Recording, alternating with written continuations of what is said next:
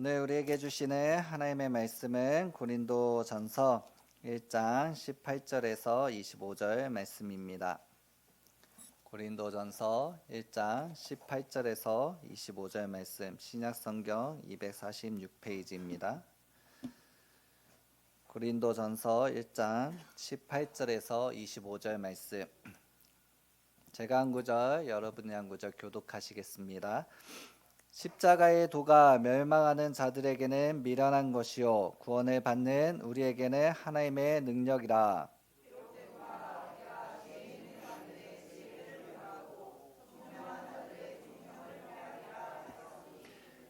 지혜 있는 자가 어디 있느냐, 선비가 어디 있느냐, 이 세대의 변론가가 어디 있느냐. 하나님께서 이 세상의 지혜를 미련하게 하신 것이 아니냐.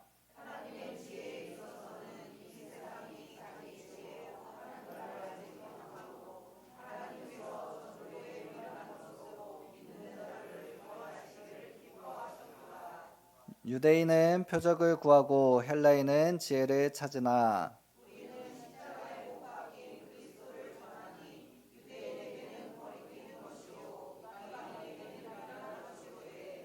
오직 부르심을 받은 자들에게는 유대인이나 헬라인이나 그리스도는 하나님의 능력이요 하나님의 지혜니라. 하나님의 어리석음이 사람보다 지혜롭고 하나님의 약하심이 사람보다 강하니라. 아멘, 아멘, 할렐루야. 오늘 3월 23일 선교 후원주일에 오신 여러분을 환영합니다. 우리 옆뒤 앞사람과 함께 인사 나누겠습니다. 우리는 선교사입니다.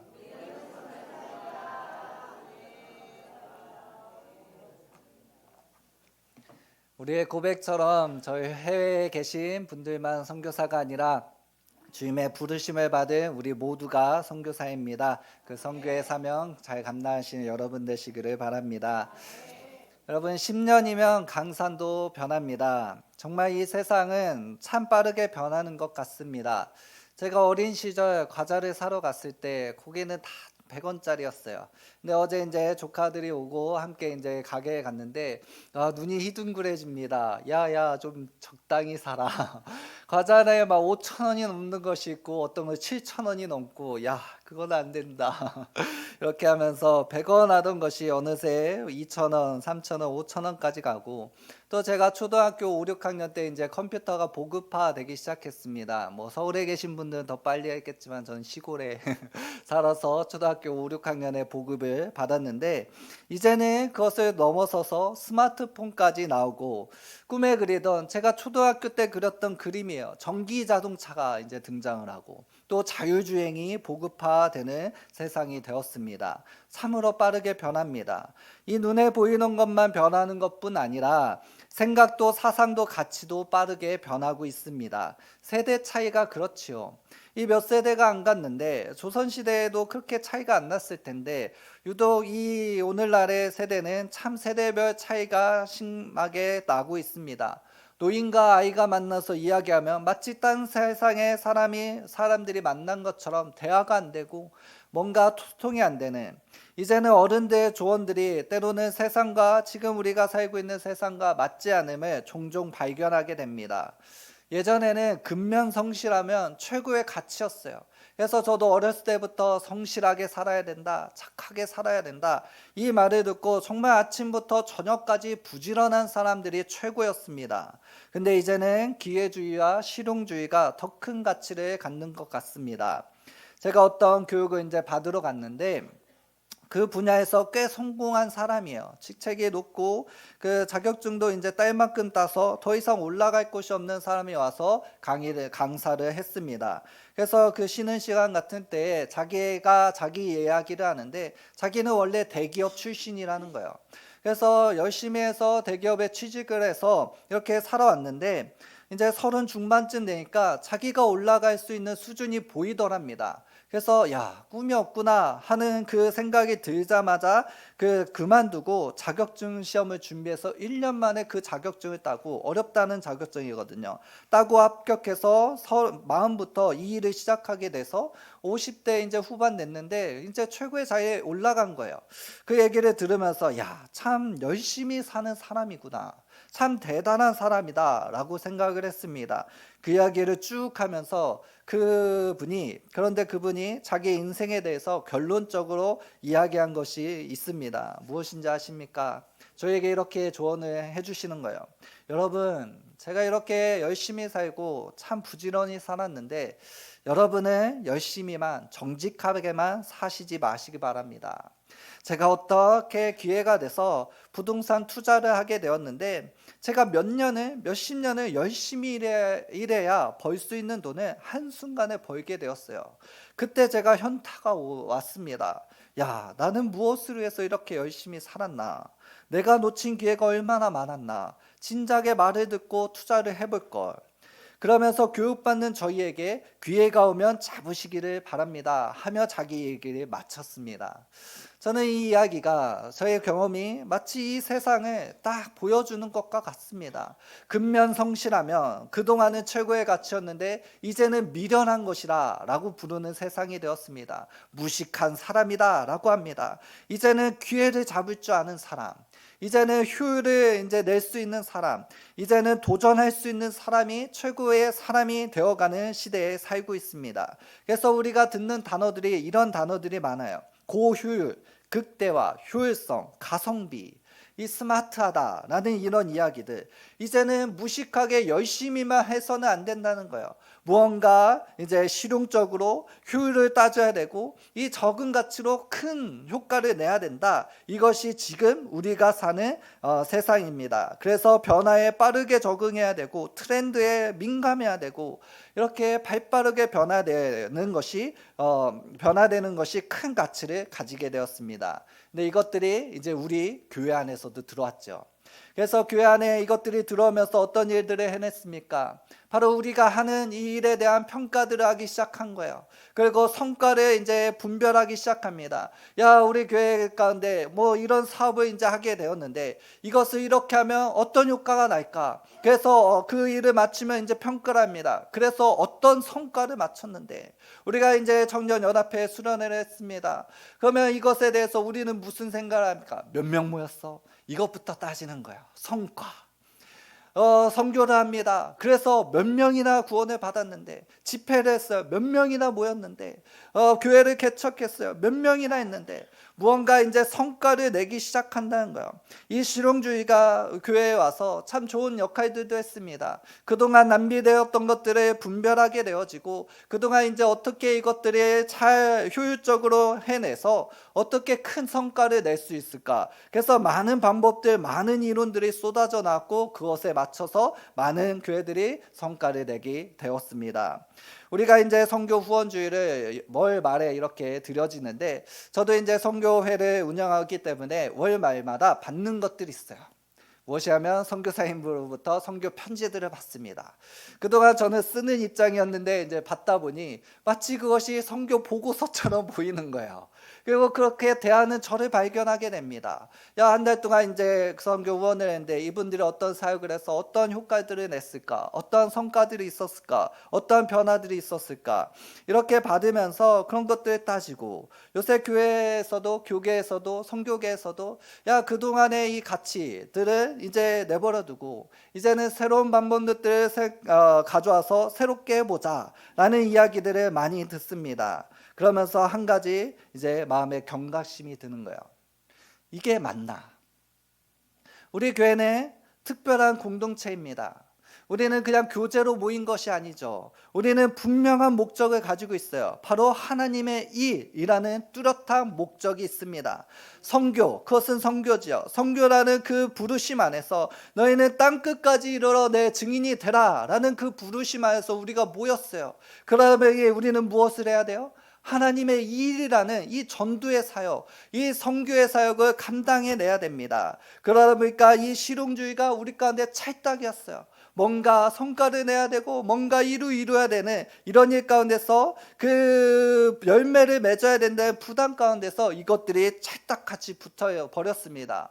근데 그것이 맞나? 라는 생각들이 듭니다. 그래서 그 트렌드에 뒤처지면 우리는 쪼그라들고, 그 트렌드를 못 따라가면 우리는 마치 세상에서 말하듯이 무식한 사람들, 미련한 사람들, 시대에 뒤처진 사람들, 이런 것 가운데서 큰 압박을 누리잖아요. 그 느끼고 또 그 트렌드에 맞춰서 어떻게 선교 전략을 짜야 될까, 어떻게 정도 전략을 짜야 될까, 이 일은 해도 되는가, 여러 가지 고민들에 휩싸입니다. 그런데 제가 발견한 놀라운 사실이 있습니다. 하나님은요 근면성실의 방법도 아니요, 트렌드를 따라가는 방법도 아니고 실용주의 기회주의도 아닙니다. 하나님은 하나님의 방법을 가지고 계시다는 거예요. 여러분, 하나님의 방법이 있다는 것입니다. 이 하나님의 일은 그런 걸로 이루어지지 않습니다. 세상은 어떨지 모르지만 하나님의 일은 하나님의 방법대로 되어진다라는 거예요. 그것이 무엇입니까? 우리 오늘 본문의 말씀 18절 한번 읽어보겠습니다. 십자가의 도가 멸망하는 자들에게는 미련한 것이요 구원받는 우리에게는 하나님의 능력이 됨이라. 아멘. 21절도 읽어보겠습니다. 하나님의 지혜에 있어서는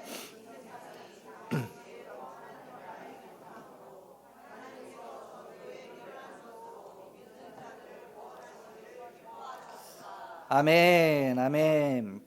이 하나님의 방법이 무엇이냐? 바로 십자가의 도입니다. 십자가의 복음이 하나님의 방법이라는 거예요. 여러분, 이 십자가가 복음 되십니까? 이 십자가의 복음이 무엇입니까? 다들 아시죠?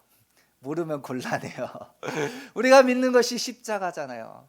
이 십자가의 복음이 무엇인가? 바로 우리가 믿는 그 하나님이 육신을 입고 오셔서 이 십자가에서 우리를 위해서 죽으셨다라는 복음, 그것이 십자가의 복음입니다.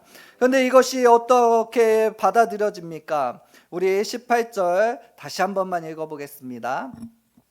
십자가의 도가 멸망하는 자들에게는 미련한 것이요. 여기까지만 읽겠습니다. 아멘, 아멘. 미련한 것이라는 거예요. 우리 23절 읽어보겠습니다. 우리는 십자가에 못 박힌 그리스도를 전하니 유대인에게는 거리끼는 것이요 이방인에게는 미련한 것이로되. 아멘. 이 복음이 우리 믿는 자들에게는 능력이라는데, 이 복음이라는데 멸망하는 자들, 그 다음에 유대인들, 이방인들에게는 거리끼는 것이며 미련한 것이라고 취급받는다고 합니다. 왜 그들에게는 미련한 것인가? 여러분 생각을 해보시기 바랍니다. 이 유대인들은 이제 메시아를 기다렸어요. 그들에게 메시아는 그들에게 진정한 구원을 줄 구원자였습니다. 그들이 꿈꾸는 구원자는 모세와 같은 구원자예요. 근데 예수라는 사람이 갑자기 등장해서 그러한 면모를 보여줍니다. 기적들을 행하며 마치 성경이 살아 움직이는 것처럼 보여져요. 근데 그들이 그 예수가 하는 일이 무엇이었냐면은 자기네들 자꾸 질타하는 거예요. 그렇게 살면 안 된다. 막 자기네들 전통을 얻고 자기네들 지켰던 그 가치들을 엎어버리는 이것 가운데서, 야, 저게 메시아는 맞나? 진짜 메시아 같은데 어떻게 해야 될까? 그래서 묘수를 꾸며냅니다. 뭐냐면 모세를 죽이려 했을 때 하나님께서 모세를 지켜주셨어요. 지가 정말 메시아라고 하면 하나님께서 지켜주시겠지. 그래서 죽여버리기로 결정합니다. 그리고 실제로 죽여버리죠. 유대인들은 메시아를 죽였어요. 그러면 이 죽어버린 메시아는 메시아입니까? 그들에게는 아니라는 거예요. 모세는 그 반란을 일으키고 돌을 치려고 할 때마다 다 지켰다는 거예요. 그 메시아, 하나님께서 보내신 메시아를 하나님이 지키셔야지. 아, 이거는 아니야 라면서 자기네들이 죽였기 때문에 이 십자가에 대해서 이야기할 때마다 걸리는 거예요. 우리가 죽여버리는데 무슨 메시아야, 이러면서 따르지 않습니다. 헬라인들은 어떻습니까? 그들은 미련하다라고 이야기했습니다. 왜 그러냐면 그 당시에 이제 헬라인들은, 이 이방인들은 이제 신 문화였죠. 다 신을 따르는 거예요. 그래서 그들에게 있어서 신은 전능하신 신입니다. 능력이 있어요. 능력이 힘이 있습니다. 그 능력이 있는 자가 구태여 인간의 육신으로 왔대요. 뭐하러? 뭐하러 왔어? 우리도 이 육신이 너무나도 걸리적거리고 날지도 못하고 뭐 빠르기는 한가, 공간 이동을 하나, 무슨 능력도 없는데 그 전능한 신이 육신으로 와? 그런데 그것으로도 모자라서 무엇 하셨어요? 십자가에서 죽었대요. 여러분, 로마인들에게 십자가는 무엇입니까? 처형틀이에요. 가장 끔찍한 처형틀. 그래서 사람마다, 이 본보기가 될 사람마다 이제 동네마다 뭐 반역자라든지 극악의 이제 극악무도한 범죄를 치른 사람마다 그 도시에 그 잘 보이는데 십자가를 매달아 일주일 동안 바싹 말려서 죽이는 것이 십자가입니다. 가장 처절하고 고통스러운 그 십자가. 그래서 십자가는 저주예요. 십자가는 그들의 입에도 담기 싫은 용어였습니다. 오히려 원수, 정말 죽이고 싶은 원수에게나 이제 저주같이 내보는 에이 십자가에나 못 박혀라 라는 그 욕설이었지, 그들에게 십자가는 무의미했습니다. 그런데 지금 누가 그 십자가에 죽었대요? 신이. 뭐하러요? 이런 비효율적인 방법을 쓰셨냐는 거예요. 제가 예수님을 믿으면서 이제 좀 불만이, 저도 실용주의가 굉장한 사람입니다. 그래서 뭔가 잘 안 이루어지고 뭔가 비효율적인 거 시키면은 정말 싫어해요. 그런데 예수님을 믿고 나서 이것을 쭉 보면서 정말 불만이었던 게, 예수님 왜 그러셔야 됐을까? 하나님이심을 나타내려면 보다 더 나은 방법들이 있지 않았을까? 예수님 왜 승천하셔가지고 그냥 남아 계시지? 그러면 2000년 지나도 우리가 예수님 보면서 이야 진짜 하나님이셔 하면서 따르면 얼마나 좋습니까? 그리고 부활하신 후에요, 차라리 자기가 가이사한테 전도하러 가시지. 그럼 끝난 문제 아닙니까? 근데 굳이 그 아무것도 모르는 무식한 어부잡이들 데려다가 실패했어요. 또 그 실패해서 고쳐 쓰지도 못할 애들 모아다가 40일 동안 정신부장 시키시고, 근데 정신부장도 안 됐죠. 그래서 이거 어떡하나, 성령님이 하시겠지 하면서 가셨어요. 이런 방법으로 얼마나 이것이 비효율적입니까? 하나님이 하나님 되심을 나타내시려면 차라리 지금 하나님 욕하는 사람마다 번개 팡팡 지으셔서 그럼 하나님 안 믿을 사람 없잖아요. 하나님 계심이 확실한데 얼마나 효율적이냐는 거예요. 근데 하나님은 비효율적인 방법을 택하셨어요. 근데 우리는 이제는 압니다. 누구에게요? 구원받는 우리에게는 하나님의 능력이 됨을 알아요. 이 24절 한번 읽어보겠습니다. 오직 부르심을 받은 자들에게는 하나님의 지혜니라. 아멘. 이 십자가가 우리에게는 이제 능력이라는 거예요. 하나님의 능력이요 지혜의 은혜라는 것을 이제는 압니다. 왜 그렇습니까? 하나님이 하나님 되심을 나타내시려고 하면 그런 방법은 쉽죠. 근데 하나님께서 오신 이유는 무엇이에요? 우리를 죄에서 구원하시기 위함이에요. 하나님은 우리를 죄에서 구원하시기 위해서 유일하게 하실 수 있는 방법은 자기가 죽는 법밖에 없었습니다. 우리는 그것을 깨달은 자예요. 예수 그리스도의 빛비춤을 받아 우리의 죄성을 보니, 우리의 죄악됨을 보니, 죄가 곧 나요 내가 곧 죄인 이 상태, 이 꼬라지를 보니 진짜 이거 사람 고쳤을 수는 있냐? 딴 사람 볼 필요도 없습니다. 옆 사람 보지 마세요. 우리 아내 우리 남편이 고쳤을 수 있는가, 그거 볼 필요도 없습니다. 나 자신만 봐도 아시잖아요.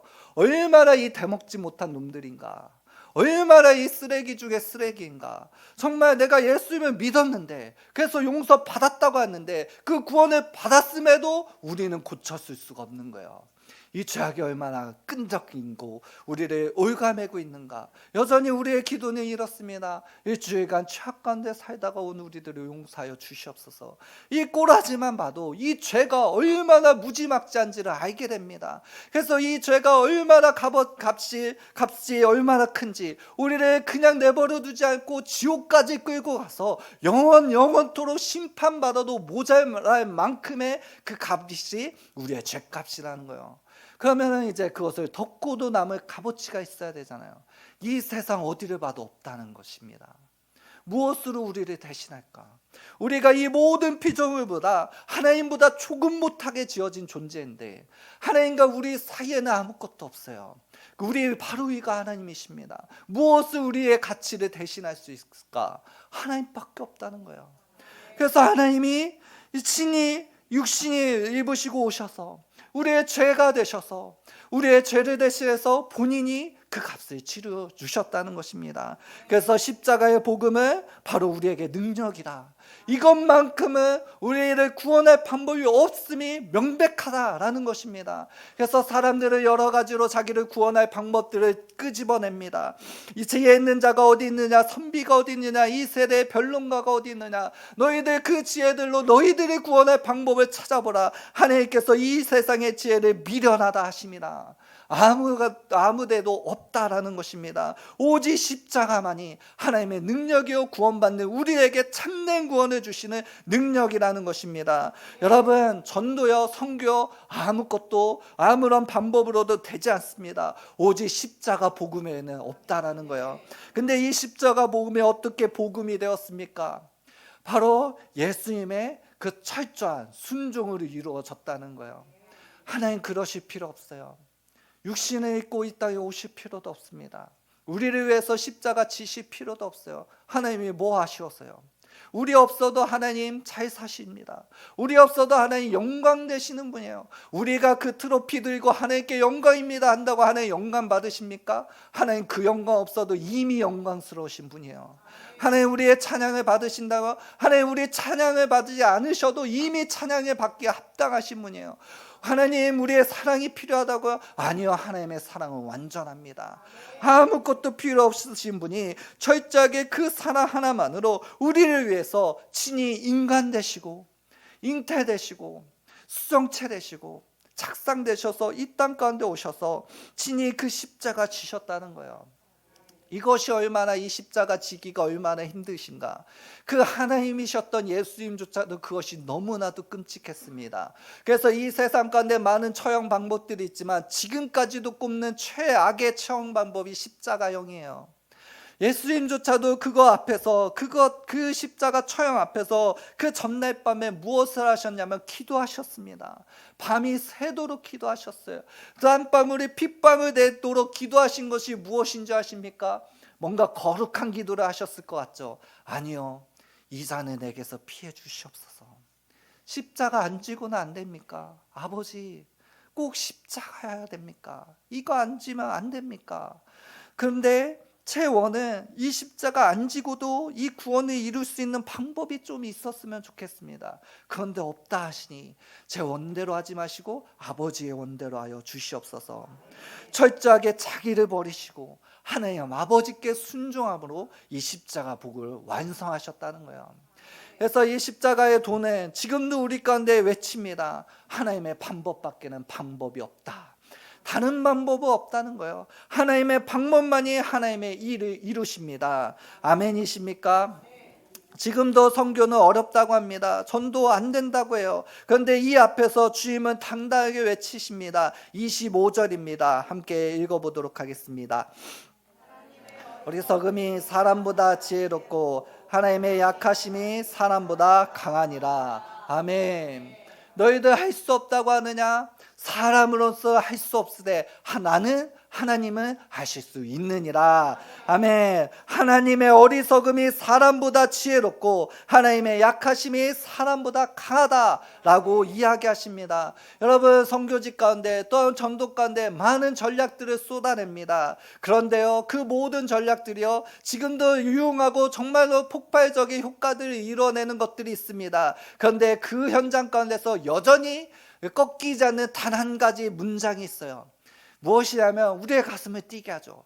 사람이 일하면 사람의 일이지만 내가 일하면 내가 일하지만 하나님이 일하시며 하나님의 일을 이루신다.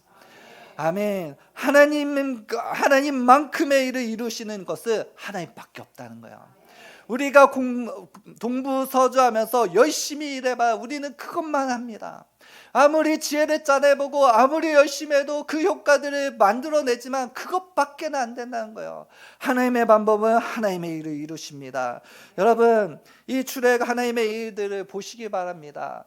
우리의 생각과 거의 맞지 않아요. 이 철저한 순종과 자기 부인을 통해서 하나님의 일을 이룬다라고 하는데 그 하나님의 일이요 조금만 들어보면은 순종하기 가히 쉽지 않습니다. 성경을 읽어보셨습니까? 하나님의 일들이 어떤지. 보시기 바랍니다. 여호수아가 이제 정복하러 갑니다.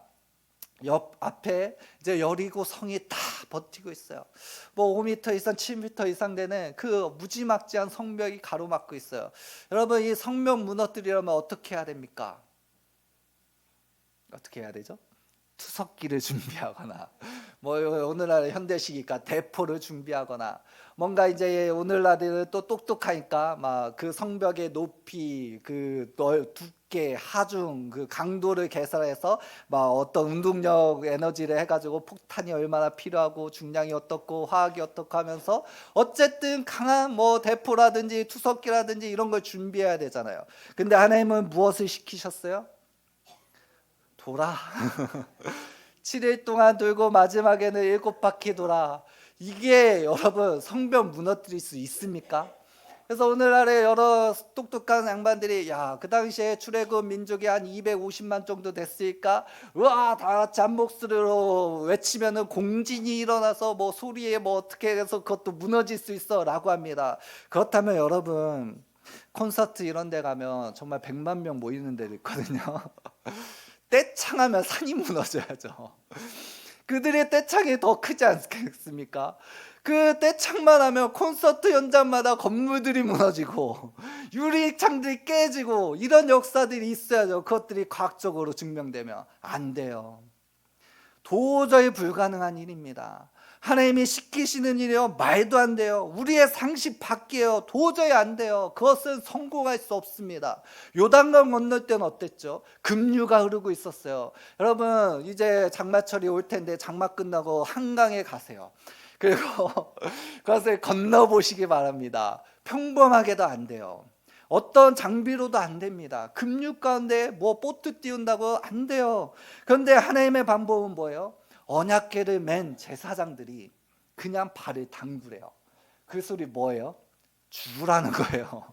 한 발 담그면 그냥 떠내려가요. 가끔 제가 인터넷에 보면은 이 계곡에 그 홍수와 이제 비가 올 때 계곡에 가면 얼마나 위험한지에 대한 영상들이 있어요. 실제 사고 영상들인데 물이 막 내려옵니다. 그 계곡에 그 얕은 그 급류에도 사람이 쓸려 내려가요. 근데 요단강이 철철철 넘치고 급류가 흐르는 그곳 가운데 제사장이 그 언약궤를 메고 발을 담그라고요? 죽으라는 소리죠. 하나님의 방법이 이렇다는 거예요. 기도는 또 어떻습니까? 20만 명이 넘는 사람들이 이제 적군들이 쳐들어왔어요. 그래서 그 꾸역꾸역 모인 숫자가 2만 명이에요. 그럼 이제 병장기를 준비하고 어떻게 뭐 폭탄이라든지 뭐 희대의 발명을 해서라도 뭐 그들을 싹쓸이해야 되잖아요. 근데 하나님 너무 많대요. 다 내쫓으십니다. 그러고 남겨둔 사람이 300명이에요. 그럼 우리는 또 상상을 하죠. 스파르타의 300. 뭔가 희대의 장비들 가지고 근육질의 남자들이 뭔가 전략적으로 이렇게 하는데 하나님 그들 보낼 때 두 손에 뭘 들려보내주셨어요? 항아리와 횃불. 창도 아니에요, 검도 아니에요, 항아리와 횃불. 이걸로 20만 명이 넘는 사람들을 쳐 죽여야 됩니다. 300명이요. 여러분 하시겠습니까? 그런 전쟁? 순종하실 수 있겠어요? 지금 당장 야, 너희들 선교해라 하면 가실 수 있겠습니까? 여러분, 하나님의 일은 이렇습니다. 도무지 우리의 생각으로는 미친 거예요. 받아들여질 수가 없습니다. 하나님 이런 데도 하라고요? 하나님 생각 좀 해보세요. 상식을 가지고 계십니까? 예, 돌라니요, 소리 지르 무너져요 그게? 하나님 저기 발 담그라고요? 저 죽으라는 소리죠. 하나님 이 항아리 이걸 어떻게 20만 명을. 그런데요, 그렇게 말씀하시는데 그 순종 앞에 하나님께서 무엇을 하셨습니까? 그 성벽이 무너졌고요, 그 요단강이 갈라졌고요, 그 20만 명이 되는 그 적군들이 다 전멸되었습니다. 하나님께서는 그 순종을 통해서 일하시겠다는 거예요. 오늘도 그 순종을 보고자 하십니다. 너 이래도 너 순종할래? 나를 믿어보지 않을래? 하나님의 어리석음이 사람보다 지혜롭고 하나님의 약하심이 사람보다 강하다는 거 한번 좀 믿어볼래? 내가 안다면 그 모든 것을 할 수 있어. 넌 그저 순종하기만 하면 돼. 여러분, 그런데 그것이 말이 안 되지만 참 순종하기 쉽지는 않습니까? 그냥 돌면 된대요. 뭐 우리 보고 그 당시에 뭐 지식이 있어서 폭탄 만들라고 이런 소리 안 하셨어요. 그냥 돌면 된대요. 얼마나 쉽습니까? 그냥 걸어가기만 한대요. 그러면 하나님이 알아서 그 물들을 멈춰 주신대요. 걷기만 하면 됩니다. 뭐 다리 만들 필요도 없어요. 그냥 가라 하면 가고 멈추라 하면 멈추면, 그럼 그 일들은 누가 행하신다는 거예요? 하나님이 행하신다는 거예요.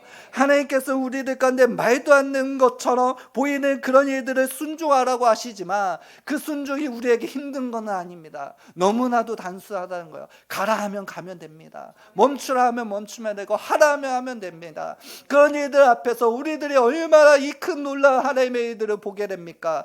여러분, 저희 선교사님들이요, 정말 가신 분들, 제 친구들 그렇고 일본의 인도 선교사님들 그렇고, 그분들이 뭐 전략적으로 간 분들이 아닙니다. 그저 하나님께서 주신 그 마음, 하나님께서 어느 날 기도하니 선교하러 가래요. 그래서 제 친구 같은 경우는 합부에 그때 그 여름방학 때 그가 선교로 필리핀에 그냥 갔습니다. 혈혈 단신으로 가서 이제 하다가 그곳에서 선교의 비전을 받고 돌아와서 졸업하자마자 그냥 갔어요. 후원 교회도 없습니다. 뭐 지금으로 따지면 정말 야 정신 나간 짓 하네. 왜 이렇게 미련하게 선교 가냐. 야 당장 저 선교사 불러들여와. 교단적으로 조치할 수 있어요. 근데 교단도 없이 그가 혈혈 단신으로 가서 아무 후원처도 없이 그가 그저 하나님 앞에 순종하며 나갔어요. 제가 진짜 지금도 이제 교제를 하는데 이제 후원도 하니까 교제할 야 너 정말 정신 나갔었구나.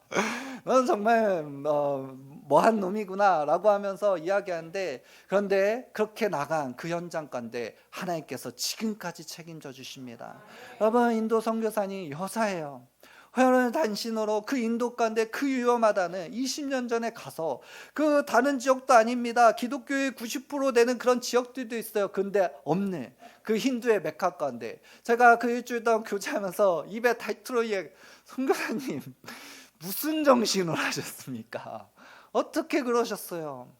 하나님이 하시라는데요. 하나님 앞에 순종하라는데요. 그 순종 앞에 하나님은 지금도 이루신다는 거예요. 우리가 지난 시간에 이런 말씀을 들었습니다. 커피판 2잔만 아껴 주십시오. 그래서 우리 선교합시다. 그 10,000원으로요 무슨 일을 할 수 있는데요. 차라리 우리가 더 성공해서, 제가 정말 성공한 부자가 돼서 1,000만 원, 2,000만 원 들고 올게요. 이 10,000원으로 무슨 일을 할 수 있습니까? 아니요. 하나님께서 순종하는 그 발걸음 안에 하나님의 일을 이루신다는 거예요. 우리 보기에는 안 되죠. 우리 보기에는 말도 안 됩니다. 여러분, 매주 우리가 뻥튀기로 튀겨가지고 전도하러 가요. 이거 되겠습니까? 여러분, 솔직히 그런 마음 있으시죠? 야, 댓글에라 좀 이거 뭐하러 하나, 이런 심정이 있을 수 압니다. 근데요, 하나님께서 하시라는 일이에요. 그럼 열매는 하나님께서 하십니다. 지금까지 우리 교회는 새 가족이 등록 카드가 올라와요. 저는 놀랐습니다. 야, 우리 교회 어떻게 이 신설동 이렇게 하면, 제가 이제 현장에 나가면 사람들이 물어봐요. 어느 교회 다녀요? 대동교회요. 어디 있어요? 신설동. 설명하기도 어려워요. 설명하기도 어려운, 접근성도 없는 우리 교회 가운데 어떻게 찾아서 옵니다. 우리가 뻥튀기라도 줬으면 말도 안 해요. 뻥튀기도 안 준 사람들이 찾아와요. 그러면서 등록을 합니다. 그리고 우리들 가운데 새 가족의 열매들을 맺게 하신다는 거예요. 놀랍지 않습니까? 하나님 앞에 순종하는 발걸음 위에 주시는 하나님의 상급입니다. 이 일은 주님이 하신다는 거예요. 우리가 하는 일은 무엇입니까? 바로 자기를 부인하고 철저하게 그 십자가 바라보고 순종하는 거예요. 그것이 말도 안 되는 것 같고, 하나님 그것으로 무슨 일을 이룰 수 있습니까? 하는 그 순간 가운데서도 우리가 순종할 때 하나님은 하나님의 일을 이루십니다. 이 사실을 믿으십니까? 정말 여러분 믿었으면 좋겠습니다. 제가 이 설교를 준비하면서 정말 며칠을 끙끙 앓았어요. 저희 아내한테 이야기를 했습니다. 말씀의 영이 나에게서 떠났나 봐. 말씀의 능력을 잃어버렸나 봐. 이러니까 저희 아내가 그때마다 복수를 해요. 제가 항상 저희 아내가 징징거릴 때마다 제가 믿음이 없어 막 이러면서 하나님이 죽으셨냐 막 이러거든요. 그러면 씨 하면서 다시 기도의 자리로 가서 회복하고 오는데, 제가 그럴 때 이제 따뜻한 말 한마디를 기대했는데 역시나 복수를 당했습니다. 하나님 전능하신 하나님이 여보 마음에 없어? 말씀이신 예수님이 여보 마음에 없어? 이런 이야기를 하는 거예요. 그때 제가 정신을 바싹 차렸어요. 야, 본문의 말씀이 말씀하는데 십자가의 복음이 멸망하는 자들에게 미련한 것이요 구원받는 우리에게는 하나님의 능력이라 말하는데 이것밖에 없다라고 말하는데 나조차도 믿고 있지 않았구나. 여러분, 정말 하나님이 여러분의 방법이십니까? 여러분 인생에 막힌 일의 방법이세요? 하나님의 정말로 복음이십니까? 이 십자가밖에는 정말로 방법이 없으면 이제는 깨달아 하셨습니까? 여러분, 아직도 자기의 머리를 구르십니까? 세상에 말하는 방법론들을 따르고 계십니까? 여러분, 그거요 인생 안 풀립니다. 여전히 우리를 죄악 가운데서 묶어버리는 일밖에는 되지 않아요. 그거 열심히 따라봐야 우리 인생 가운데 허무밖에 없다는 것입니다. 그렇게 열심히 살았던 사람들, 그렇게 기회를 잡아서 벼락부자 되었던 사람들, 누구 하나도 죄의 문제 하나 해결하지 못한 그들의 방법을 따라가시겠습니까? 아니면 지금도 여전히 명백한 유일한 방법, 십자가의 복음이라 너의 자신을 부인하고 정말 하나님이 하나님 되심을 인정하고 네의 능력이 아닌 하나님의 전능하심을 믿고 하나님 말씀 따라 살겠느냐. 어떤 분이 이런 말씀을 하셨어요. 우리가 천국에 가서 하나님이 이제 우리들 가운데 물으실 질문이 있습니다. 그 질문이 무엇인지 아십니까? 어느 교회에 다녔느냐? 어느 교회에서 너 무슨 직분을 맡았느냐? 목사였니? 장로였니? 권사였니? 이런 걸 하나님이 물으실까요? 아니라는 거예요. 너 나의 말씀 가운데서 순종했느냐? 그래서 우리 마태복음 마지막으로 찾아보기를 원합니다. 7장의 말씀입니다.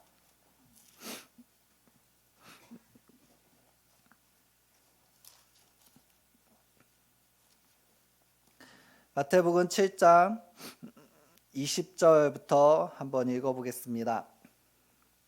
신약성경 10페이지입니다. 이러므로 그들의 열매로 그들을 알리라.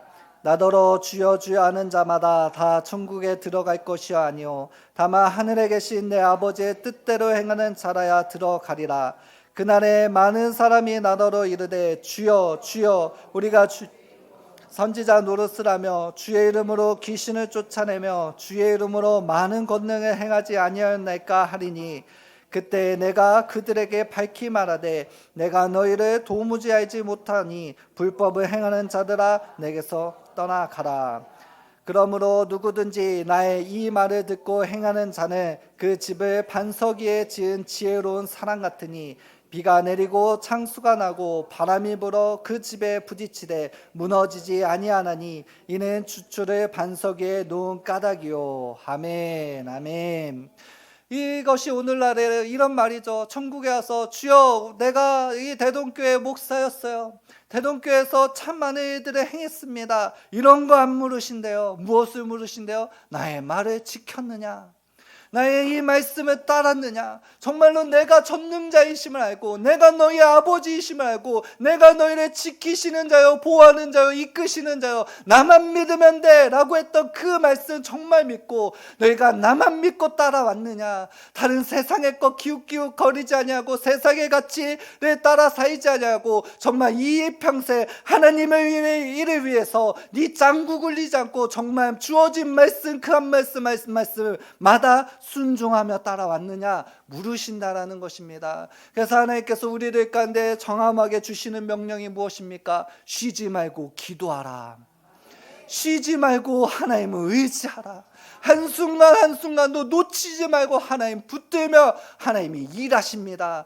여러분 다른 거 의지할 필요 없어요. 그거 여러분에게 구원 주지 못합니다. 여러분 문제 해결해 주지 못해요. 일시적인 방편일 뿐입니다. 그 문제 또다시 닥쳐옵니다. 여러분 우리를 유일하게 구원해 주시며 우리를 영원한 천국 가운데서 영원한 해방으로 우리를 이끄실 유일한 방법은 십자가밖에 없다는 거예요.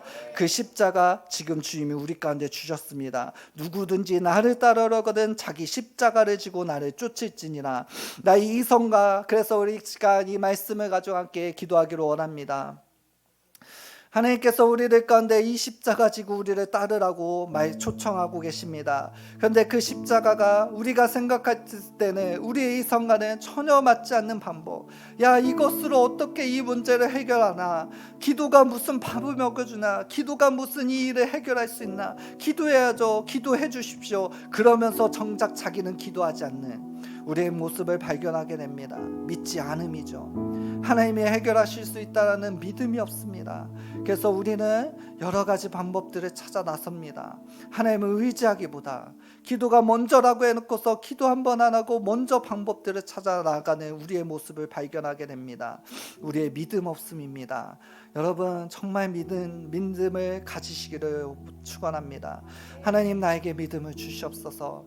정말 우리가 믿는 그 고백대로 오늘도 하나님 찬양으로, 하나님의 기도로, 대표 기도로 우리가 고백을 합니다. 하나님 전능하십니다. 우리가 주님을 주인으로 모셔드렸습니다. 그런데 정말로 우리는 주님을 의지하고 있었는가? 하나님 나의 생활 가운데서 그런 모습이 전혀 없었습니다. 쉬지 말고 기도하라 하셨는데 우리는 날마다 쉬면서 기도하지 않았던 자들인 것을 고백합니다. 하나님 용서하여 주시옵소서. 우리의 믿음을 다시 한번 부리듯 일으켜 주시옵소서. 십자가로 하나님 나아가게 하여 주시옵소서. 내가 아니라 방법은 하나님께 있음을 알고 하나님 사람으로서 할 수 없으되 하나님은 하실 수 있다는 이 말씀을 믿음으로 하나님께 매달리게 하여 주시옵소서.